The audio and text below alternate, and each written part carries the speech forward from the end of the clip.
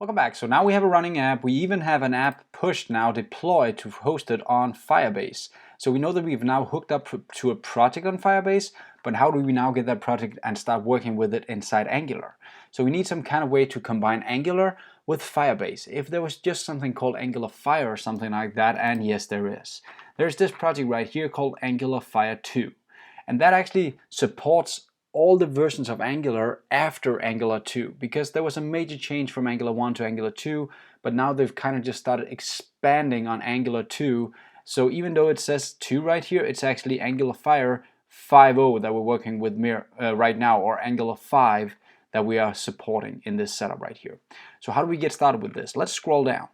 There's a lot of information right here. Here we go. We run this command npm install Firebase, which is actually the basic Firebase library to communicate with Firebase. That can be used for pretty much any type of language. Even if you're using pure JavaScript, you could use this library. And then there's the Angularfire library, which is kind of combining Angular and then using this Firebase library, so we get some TypeScript libraries available, we get some observables available and stuff like that. So it's going to give us a lot of power, and don't worry, we'll dive into it step by step when we get into the code. Now the last thing we need to do is of course run save to store this in our package.json. Now just to add a bit of information to this save function right here and package.json file, let me just try and have a look and run this command. Jumping into my code right here, we have something called the package.json file.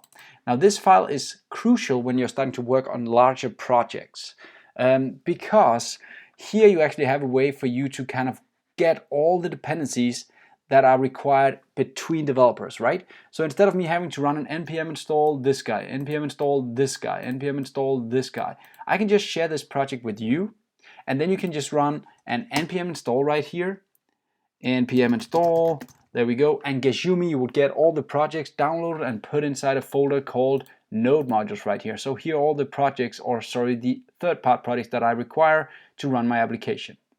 Why is that cool? Now I don't have to share node modules in a GitHub repo or something like that and populate so much space that I do not even need to populate. So the package.json is kind of the heart of the application right here, because it explains all the dependencies we have.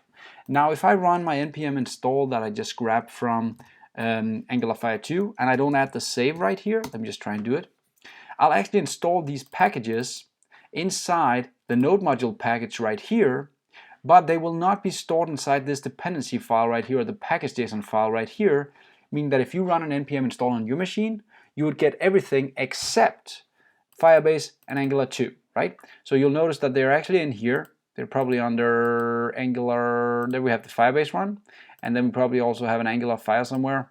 It's in here somewhere.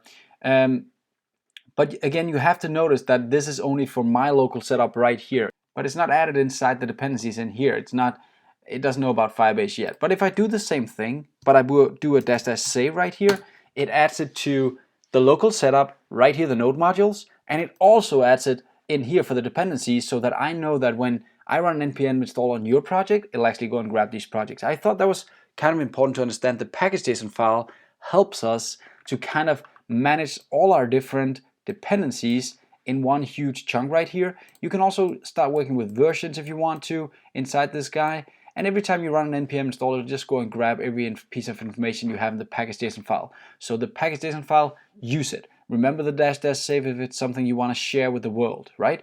So you have to do that. So now that we've installed Angularfire and Firebase and added it to our package.json, next lesson, let's try and use it. Have fun.